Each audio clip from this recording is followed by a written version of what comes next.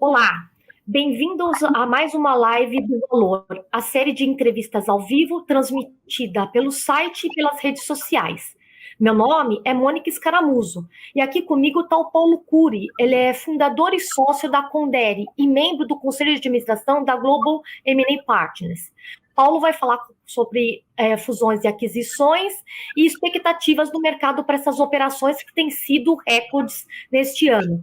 Bom dia, Paulo, tudo bem? Oi, Mônica, bom dia, obrigado aí pelo convite e pela oportunidade da gente estar juntos. Tá certo. Paulo, nós temos visto várias operações de fusões e aquisições este ano. Você sabe me dizer quais são os fatores que têm impulsionado esses negócios? Claro, eu acho que a gente precisa separar, Mônica, entre o cenário local e cenário externo. Acho que cenário local, sem dúvida, essa quantidade de IPOs, ela alavanca o negócio de fusões e aquisições, porque essas empresas, elas se capitalizam e elas vão crescer via inorgânico, comprando ativos. Você teve também um movimento grande de empresas com caixa que buscam ganhar escala, que buscam diversificar os seus negócios. E no cenário externo, você tem estrangeiros que têm um custo de capital lá fora que está muito barato, o câmbio favorável também para investir em empresas brasileiras, e que qualquer estrangeiro que queira ter uma posição na América Latina relevante não pode ficar fora do Brasil. Então, eu diria que esses fatores são o que impulsionaram e vem impulsionando esse mercado de M&A que, de fato, nos últimos 2 anos tem sido muito, muito ativo. E como que você vê o impacto da pandemia nas operações de M&As? Essa pandemia estimula também grandes consolidações? Essa pandemia, ela estimulou no sentido que a gente teve, em primeiro lugar, essas empresas, grandes empresas muito capitalizadas, que buscaram oportunidades de fazer aquisições, de ganhar escala, de entrar em novos segmentos. E também você teve uma explosão do online e do e-commerce que fez com que empresas que não estavam bem posicionadas nesse segmento passassem a querer buscar ativos. E com isso você também teve todo o crescimento de venture capital, de novas empresas que estão oferecendo serviços disruptivos na economia real. Então, a pandemia ela teve um efeito positivo sobre o M&A e sobre a atividade do que a gente tem visto aí no nosso dia a dia. Você destacou aí que os grupos estrangeiros, eles estão, o câmbio favorável impulsiona negócios aqui no Brasil. No caso dos IPOs, muitos estrangeiros não entraram, ficou muito investidor local. M&A é diferente? Acho que M&A é um pouco diferente. Eu acho que o investidor que olha M&A é um investidor de muito longo prazo, que busca ativos para 5, 7, 10 anos e que tem uma tese de investimento que envolve a entrada no país ou buscar uma posição competitiva que é diferente. É óbvio que você, tendo muita volatilidade, o estrangeiro ele pode pensar o momento certo de fazer uma transação, mas o M&A, a não ser o oportunista, que é alguém que queira fazer uma transação naquele momento, ele tem uma visão de longo prazo e ele vai buscar ativos no longo prazo. Eu até comentei contigo, a gente teve casos de países que estavam passando por momentos muito difíceis. A gente teve um caso na Argentina alguns anos atrás, e a gente estava fechando uma transação, 2 dias antes teve aquela mega desvalorização e o nosso cliente fez a operação, porque ele estava olhando um prazo muito longo.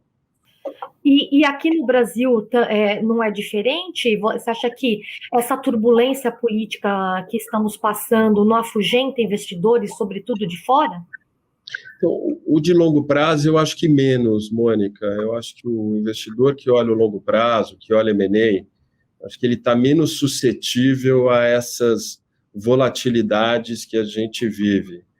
É óbvio que isso tem um limite para essa volatilidade, mas eu diria que o investidor de M&A, ele lê menos o jornal para tomar as decisões do que um investidor que olha a bolsa, que olha alguma coisa de curto prazo. Acho que ele está muito mais, tem uma visão muito mais descolada do cenário macro do que no curto prazo. Você diz que, enfim, né, os investidores olham o longo prazo. No caso de fundos de private equity, o raciocínio é o mesmo? Ou eles esperariam mais? Eu acho que sempre o fundo de private equity, ele é um comprador profissional, ele sabe muito bem comprar empresas, porque é o DNA deles. O fundo ele precisa entrar na variável que ele controla, que é preço, mas a visão deles é 7, 10, 12 anos. A minha visão é que o investidor estratégico, ele tem a questão do preço de entrada é menos relevante para ele. Então, acho que muitas vezes o investidor de private equity ele pode querer esperar um pouco mais para ele também comprar num preço que o retorno dele sobre aquele investimento seja factível. Porque no final do dia, o private equity ele precisa devolver para os cotistas o retorno que ele teve no fundo que ele investiu em diferentes empresas. Mas também olha o longo prazo. E olhando aqui Brasil, quais são os setores que você mapeia como o que mais tem atraído consolidação? Mônica, até esse ano, até agora, acho que os 4 setores mais relevantes foi tecnologia, a parte de varejo e distribuição, o setor financeiro e de seguros e a parte de saúde. Cada um deles por questões diferentes, mas muito focado em escala, em ganho de escala, em diversificação, em buscar empresas que têm uma posição competitiva sólida, mas esses setores têm sido os mais quentes do que a gente tem visto aqui no Brasil e do que tem acontecido nas diferentes operações. A gente vê aqui uma pergunta da audiência que vai nessa mesma linha, né? Você citou aí os 4 setores que têm atraído mais investimentos, né? O Wilson pergunta se há setores subavaliados no mercado brasileiro que podem virar alvo de aquisição, por exemplo. Você tem aquisições acontecendo em todo lugar, Wilson. Tanto nesses 4 setores que têm mais negócios, mas você sempre tem negócios, porque sempre tem alguém querendo sair de um ativo, alguém querendo comprar um ativo, alguém buscando fazer negócios. É sempre importante a gente ver que no mercado de fusões e aquisições, a gente precisa olhar a ponta compradora e a ponta vendedora. Então, e esses dois agentes se encontram em negócios. Então, esses setores, mesmo que não sejam os setores que têm mais negócios, sempre tem negócios nos diferentes setores. A questão de estar mais avaliado ou subavaliado, aí depende muito da qualidade das empresas, depende da competição por um dado ativo. O nosso mercado só, Mônica, ele é um mercado que o preço não é tão instantâneo como o mercado de ações, que você abre a tela do teu computador, você vê o preço de uma ação. Ele é muito mais caso a caso. Do que o que você vê no mercado de ações. E a gente vê setores aí de grupos que têm uma tradição de ser mais familiares, né? Como agro. Você vê bastante negócio nesse setor? As empresas familiares estão se preparando para acessar mercado de capitais ou mesmo de fazer uma consolidação? Você vê esse movimento mais contínuo? Bem, a empresa familiar é o motor do desenvolvimento no Brasil.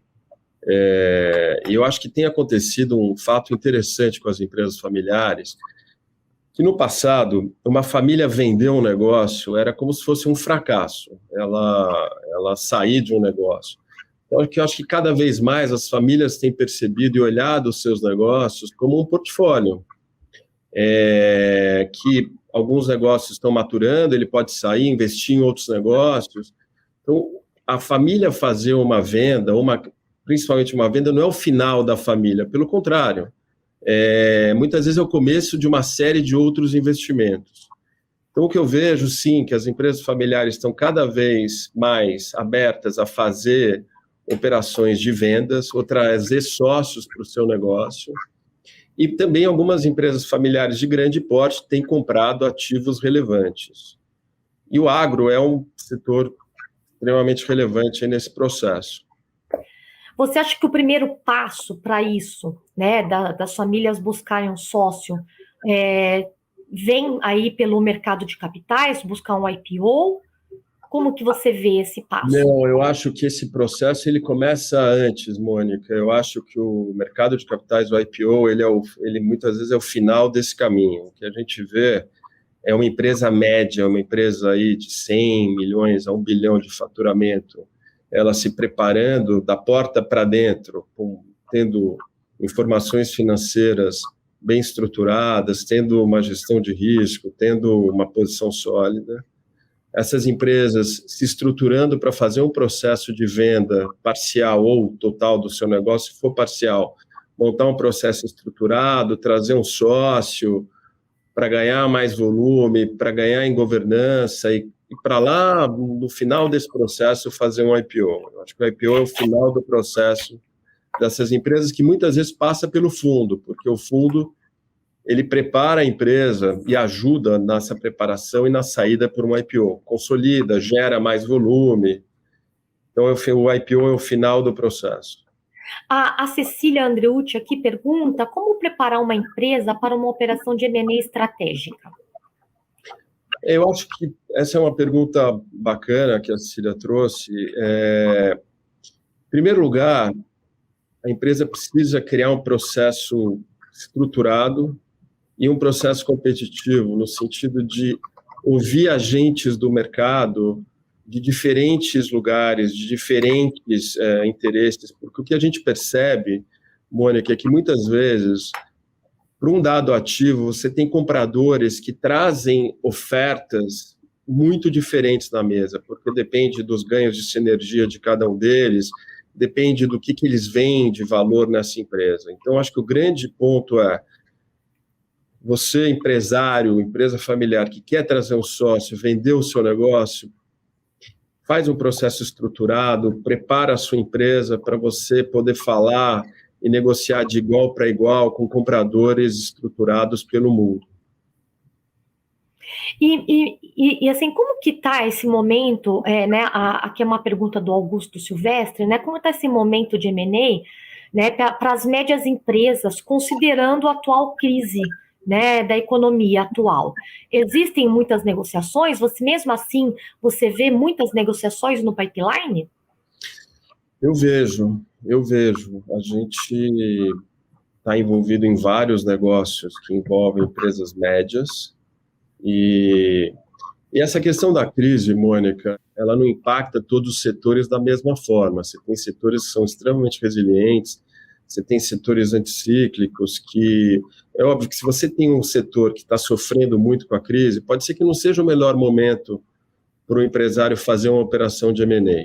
Ele vai precisar esperar em alguns momentos. Se a empresa dele não está passando por um bom momento. Mas, no geral, a gente está vendo uma atividade muito grande das médias empresas. E como assim... Dos seus ativos, desculpa. Tá certo. E como que você vê ali, a gente falou de alguns setores que estão, né, mais quentes, e a gente passou por agro, inclusive, mas não falamos de real estate. Como que você vê esse mercado? Ele está mais parado por conta da pandemia, ou o mercado para lá comercial está menos aquecido que o residencial? Como você vê esse setor? Mônica, esse é um setor que a gente não vê prioritariamente para M&A, porque para uma operação de M&A, você vai ter um comprador e um vendedor vendendo o seu negócio. Acho que essa questão do real estate é um mercado específico, onde você tem captação de recursos via dívida, via outros instrumentos. No mercado de fusões e aquisições, real estate puro, da forma que você falou, é um mercado que ele é pouco relevante para o nosso negócio. Entendi. E você falou no início da nossa entrevista aí que muito dos M&As, né, muitas empresas estão capitalizadas por conta do IPO, né, mas não é só isso que define, né, o aquecimento das operações. Por conta, né, esse segundo semestre promete ser menos aquecido que o primeiro. Há uma expectativa aí por conta da turbulência, né? Mas você vê empresas indo ao mercado fazer IPOs esse ano ainda para se capitalizarem e engrossar a fila de M&As? Olha, eu vou te falar mais no mercado de M&A. A gente não está vendo nenhum desaquecimento no segundo semestre. A gente está com algumas transações em curso que a gente fecha até o final do ano, que a gente já está em diligência, que a gente já está... a gente tem visto grupos estrangeiros que querem entrar no Brasil. No momento, a gente está, por exemplo, assessorando 2 grupos grandes lá fora que não têm ativos no Brasil. Então, assim, pelo nosso lade, pela ótica de M&A, a gente não está vendo um segundo semestre mais fraco do que o primeiro. Pelo contrário, eu acho que muitas vezes as empresas elas querem fazer as transações antes da virada do ano. Então, para nós, está assim, andando na mesma velocidade do primeiro semestre. Fechar essas transações até o final do ano, porque o ano eleitoral é mais turbulento, ou porque com a expectativa aí da reforma do imposto de renda tem um goodwill que pode, né, elas podem facilitar? Eu acho que muitas vezes as empresas elas já querem começar um novo exercício, já tendo feito uma operação, já consolidando os resultados de uma compra, nesse sentido, do final do ano. Você, pela sua experiência, você vê que anos eleitorais é menos aquecidos em termos de M&A?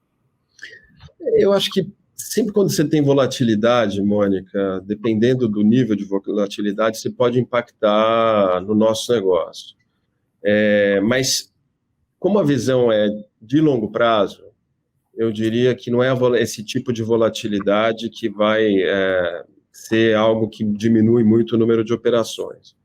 A gente tem visto, eu tenho sócios na América Latina, que eu faço negócios correntes, e alguns países da América Latina que estão passando por momentos mais turbulentos, a gente continua fazendo operações nesses países.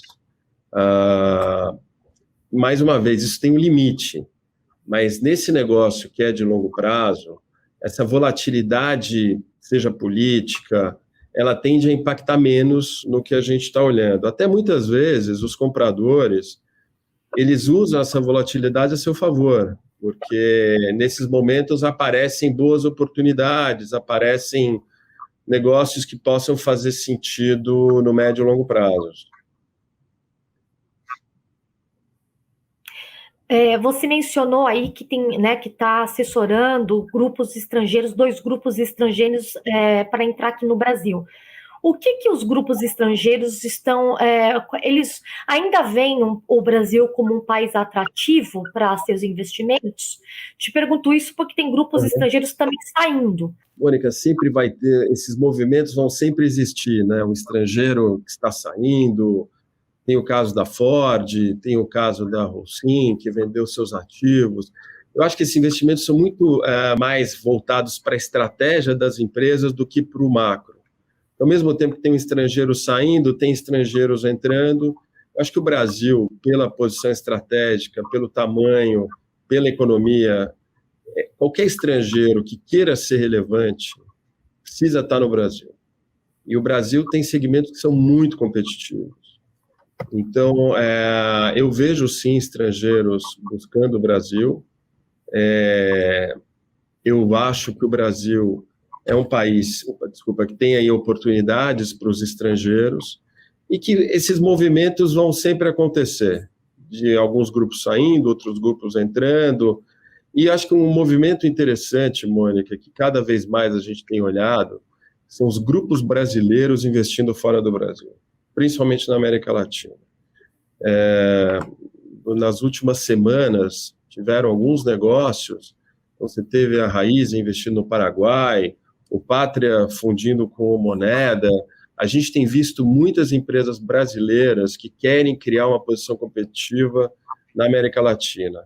E esse é um movimento muito interessante, de você ver empresas brasileiras que olhavam para o Brasil e estão buscando já aumentar a sua capilaridade, a sua capacidade olhando a América Latina, que é um passo normal, porque é mais perto, é mais fácil de gerenciar do que ir para a Europa, eventualmente, do que ir para os Estados Unidos, que geralmente acontece num segundo momento. Esse processo de internacionalização, você vê ele se intensificando nos próximos anos? Vejo, vejo.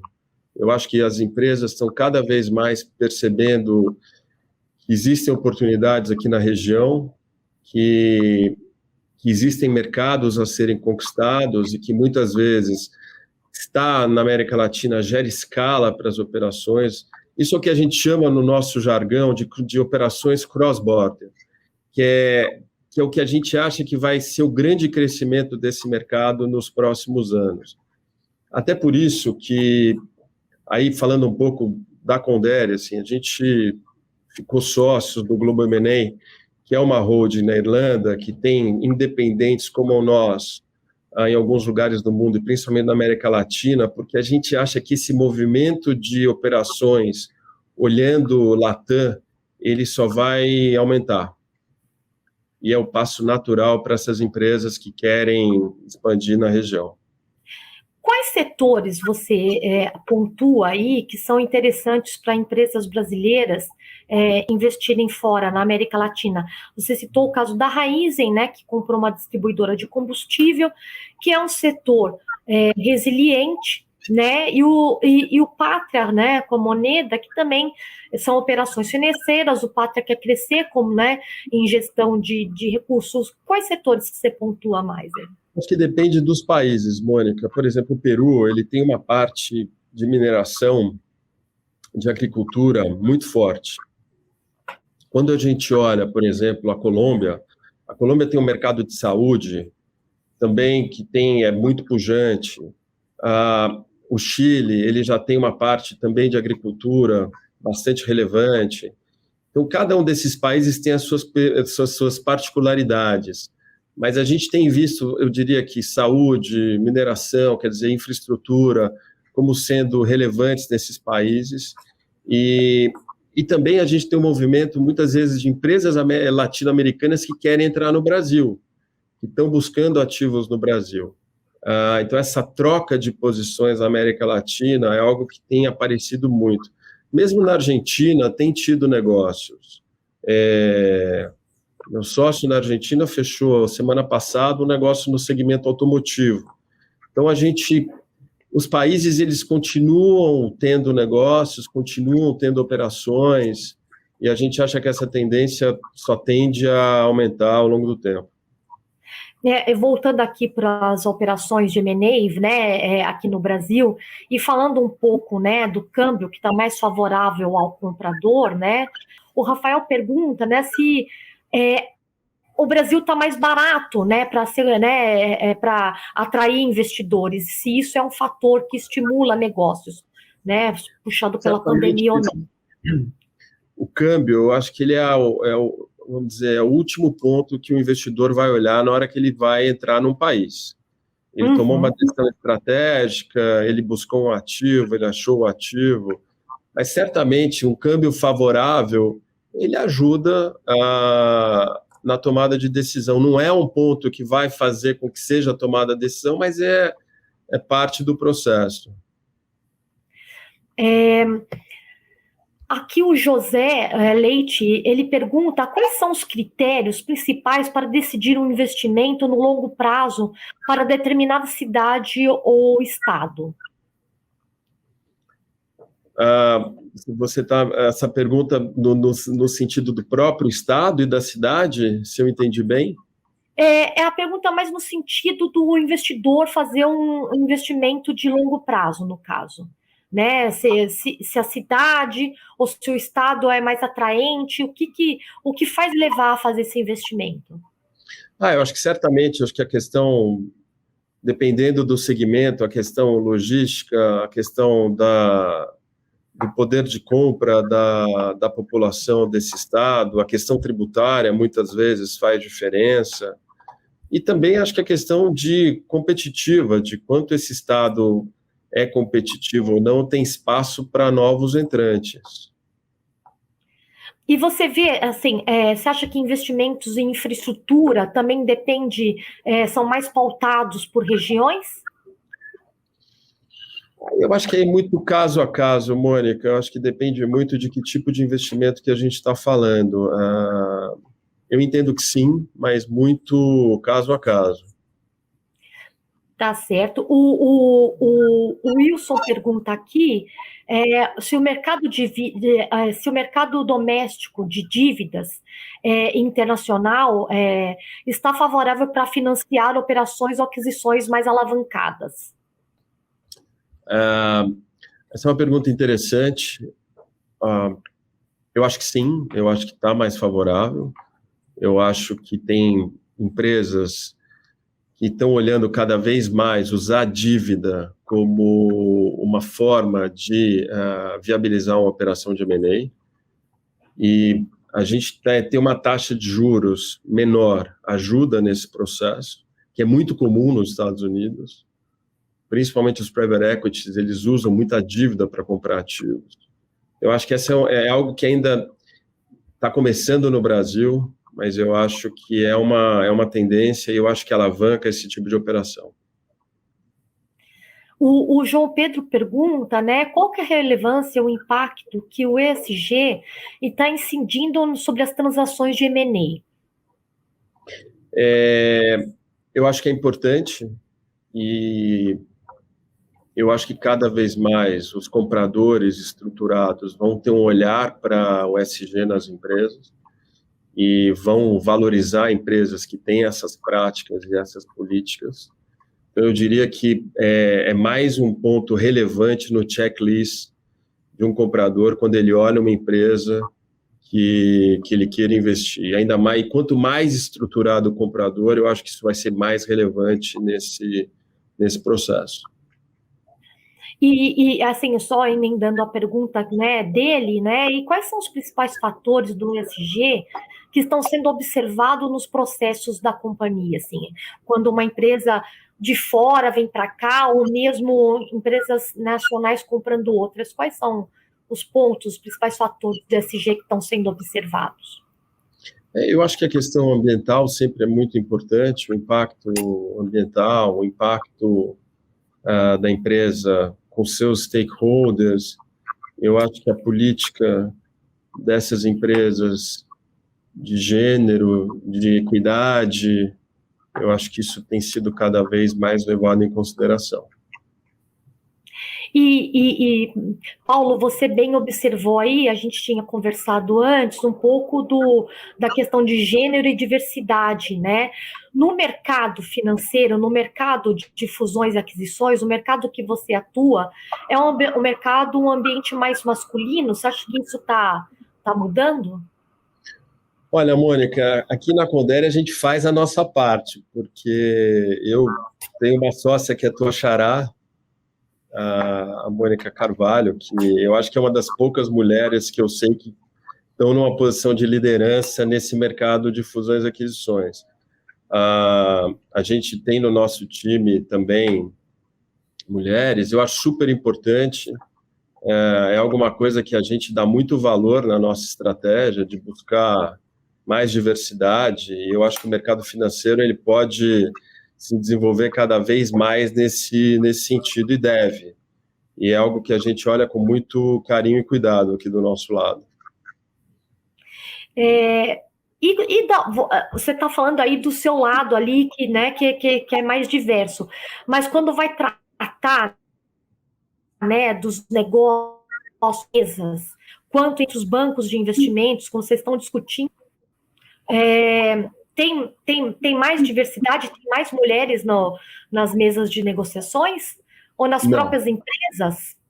Não, eu diria que eu acho que hoje a participação das mulheres nas mesas de negociação, ela ainda é baixa, o que eu acho que é uma pena, porque eu acho que a presença feminina ela agrega muito em todos os setores, e nesse nosso setor também, mas ainda eu acho que é baixa, Mônica, como um todo. Paulo, assim, voltando um pouquinho mais para o negócio, né, puro, como você disse que esse ano está superaquecido, devemos bater recordes, e como você vê o ano que vem?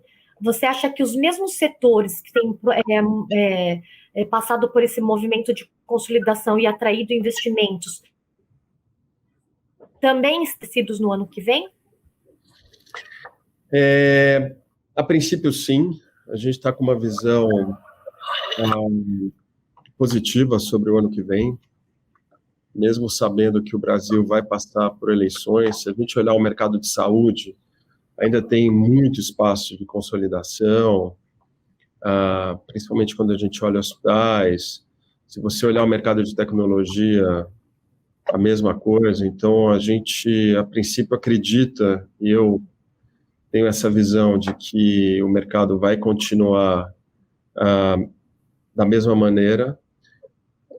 E se tiver alguma volatilidade que a gente não conheça hoje, isso pode dar algum impacto no curto prazo, mas, de novo, no médio prazo, as coisas voltam aos trilhos, porque, mais uma vez, quem olha um movimento de fusões e aquisições sempre pensa no longo prazo, sempre pensa em construir valor, em melhorar sua posição competitiva no médio e longo prazo. E o cenário macro, ele é relevante, mas ele não é o que faz com que essas empresas tomem a decisão do investimento ou não, em condições normais, sem que a gente fale, vamos dizer, das pontas, né, das exceções que podem ocorrer. Você vê a polarização, né, não é um fator de risco e volatilidade? Eu digo a polarização com os candidatos. No nosso mercado, eu não vejo isso, Mônica. Eu acho que a gente, quando conversa das operações, acho que a gente está muito distante da questão política. Eu não vejo esse impacto no nosso dia a dia, como você vê na Bolsa de Valores, que você tem muito mais volatilidade diária, né? É como se você pegasse uma ação que você olha ela num período de 5 dias e ela tem altos e baixos. Quando você olha ela em 5 anos, parece uma reta. A gente vive num período mais longo, então que é uma dinâmica diferente. Estamos chegando, né, na parte final da nossa live. Eu queria, Paulo, né, abordar contigo, continuar nesse assunto, né? Você fala que, pelo que você diz, os investidores são mais pragmáticos, né? Mas eles, os estrangeiros, sobretudo, não te costumam perguntar como que está o ambiente político no país, ou mesmo as reformas estruturantes. A pauta econômica também não vira uma agenda desse investidor que está entrando? Bem, acho que é uma pauta relevante, mas o investidor, muitas vezes, que tomou a decisão de entrar no país, ele conhece os riscos, ele conhece o país.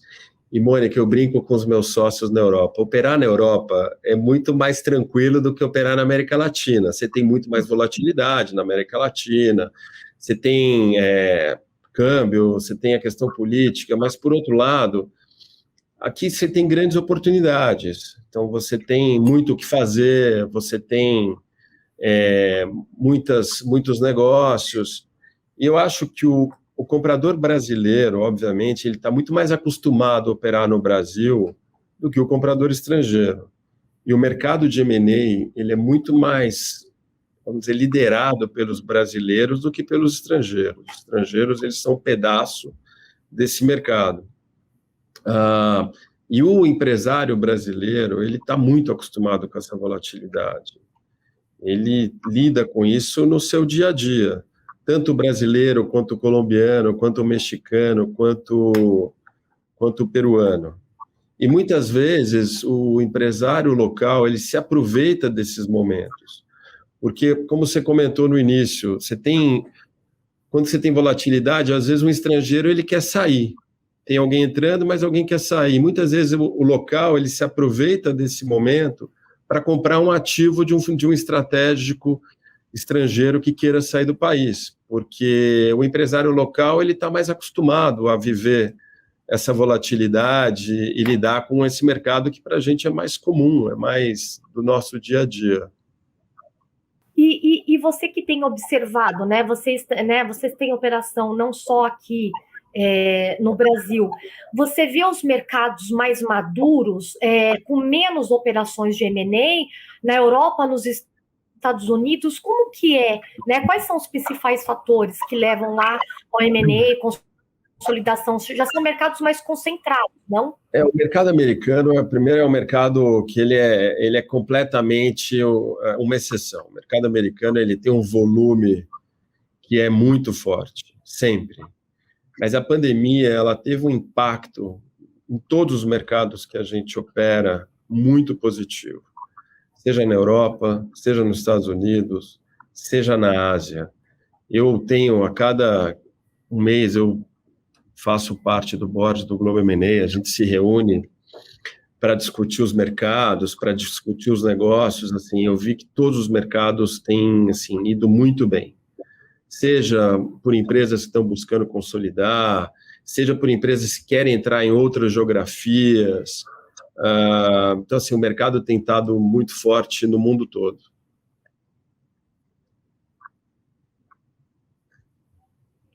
A relação, né, assim, você vê muitas empresas indo para a China. Você acha que a China virou um polo de atração? Você falou da Ásia, né? A Ásia, a China tem. Como que é o investidor que quer investir lá? Tem brasileiros que querem ir para o mercado asiático, por exemplo, assim como a gente vê muito interesse de asiático querendo vir para a América Latina? Mônica, eu não sou um conhecedor profundo da China pelo lado dos investidores que querem ir para lá. Eu vejo mais um movimento contrário, mas o que eu percebo de quando eu tive na China, eu conversando com empresários que investiram na China, é que a China é um país muito difícil para você operar sem um sócio chinês. Que você precisa ter um sócio chinês para você conseguir operar no país. O que eu percebi pelo lado do supply chain, que aí a gente tem um grupo setorial de automotivo que estuda esse segmento, é que com essa mudança da pandemia, você teve muitas empresas que quiseram sair da dependência da China como o seu maior ponto da cadeia de suprimentos, que estão buscando outros países para ter suprimentos, para ter essa menor dependência. Isso sim, a gente viu um movimento importante, principalmente na indústria automotiva, que ela tem uma cadeia extremamente complexa de suprimentos e de partes. Então, esse foi um movimento importante que a gente viu pela ótica de fusões e aquisições.